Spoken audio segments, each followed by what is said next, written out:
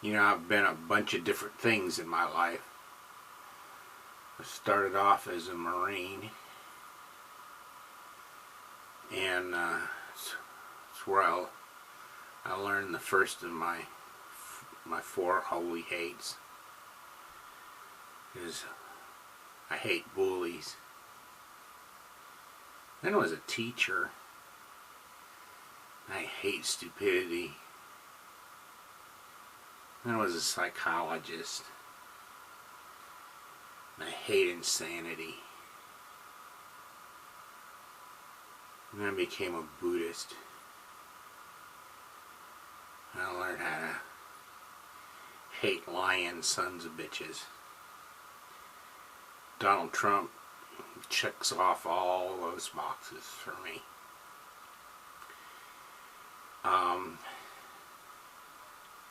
I think it's unfortunate. We're about 27 days out from the election right now, and it's astonishing to me how strong the support is for a man as obviously despicable as Donald Trump. I just don't freaking understand it. And I know military veterans who support him.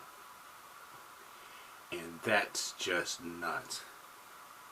You know, he thinks of us military people as dirt, basically.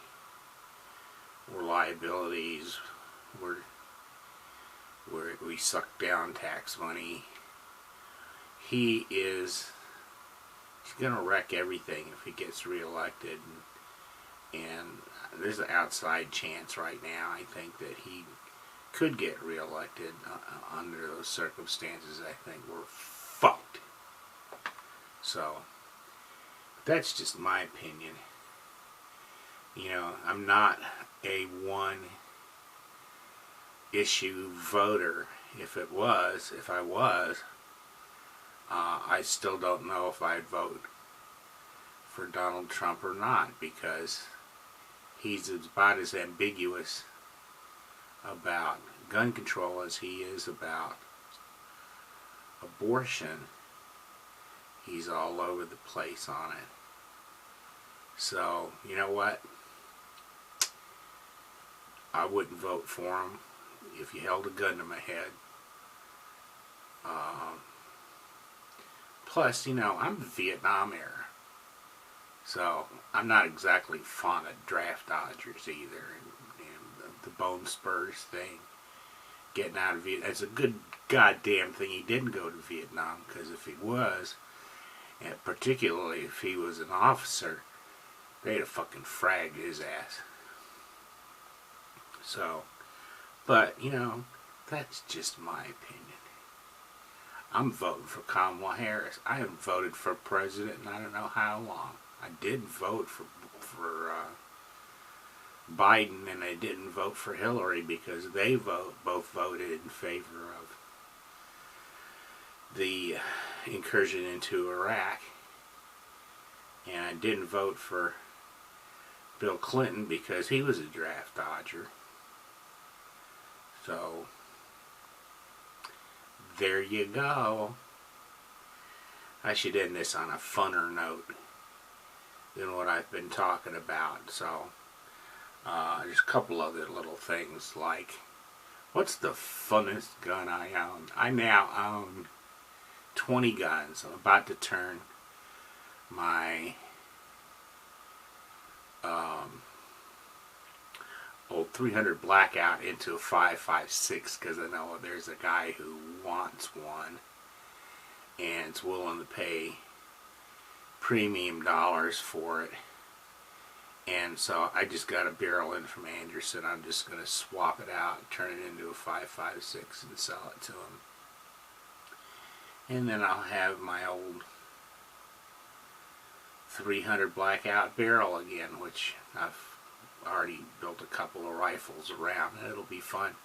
I'll put another upper together for it using a slick side, but I won't even get a BCM or a charging handle for it, a BCM, you know, a bolt BCG bolt carrier group, because I can just swap it out with my 5.56. I'm not going to build another lower for it. Building lowers is a pain in the ass, and I've got what I think to be the perfect lower right now. Guess I could show it to you real quick.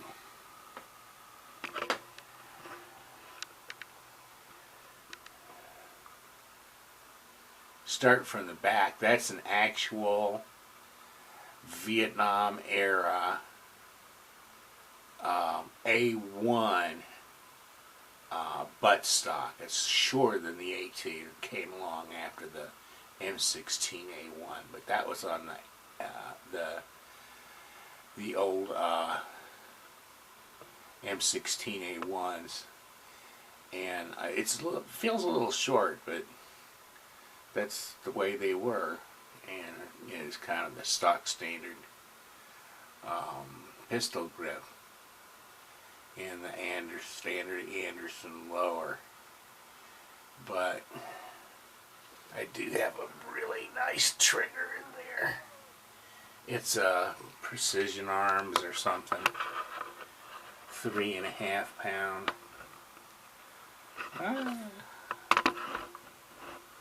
3.5 pound trigger, and I have my M4 upper on it right now. Guess I could have shown you that too, because I've done some changes to it. I try to turn a plastic handrail with a lot of M-lock slots to it into a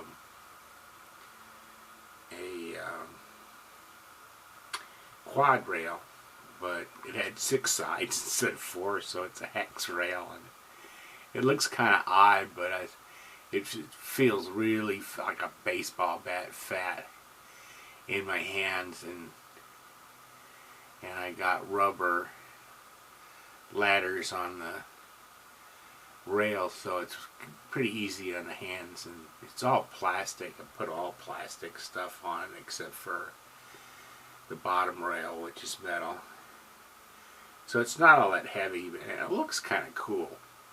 So here, I'll show it to you.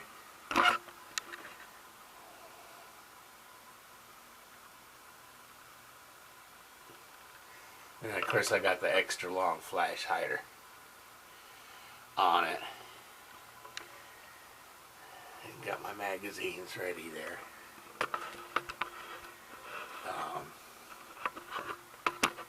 Yeah. So, but I was talking about my most funnest gun, and that's not it. I just got to talking about that because I've been doing some stuff to it. My funnest gun, if I can get this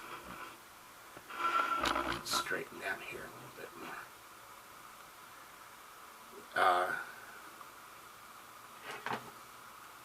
Is this, which I've rarely talked about on my channel. It's the M&P 22 compact from Smith & Wesson, and it's just, you know, your standard 10-round magazine that you normally see in a lot of 22s until recently. But these fucking sights, these are awesome. I don't know if I can do them justice here or not. It's big 3-dot sights, and they're really like Noveske sights. They're easy to line up, and of course the gun's light, small. It's a compact size. It fits most people's hands really well, unless you're a freaking gorilla or something. And you know, I've got 20 guns, it'll be 19 guns when I get rid of that 300 blackout. And then I got a couple coming in from my son that have belonged to me traditionally, and he's run out of space for them, so I'm going to store them for him. Out of all those guns, this is the funnest one to shoot. And quite possibly the one that I shoot most frequently, because it's just really good training.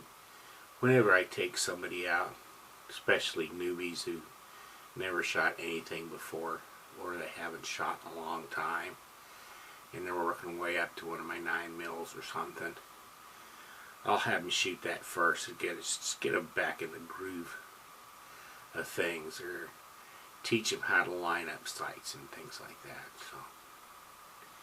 So that's probably the coolest gun I own. If I had to get rid of all my guns except for 2, the ones I would keep would be that one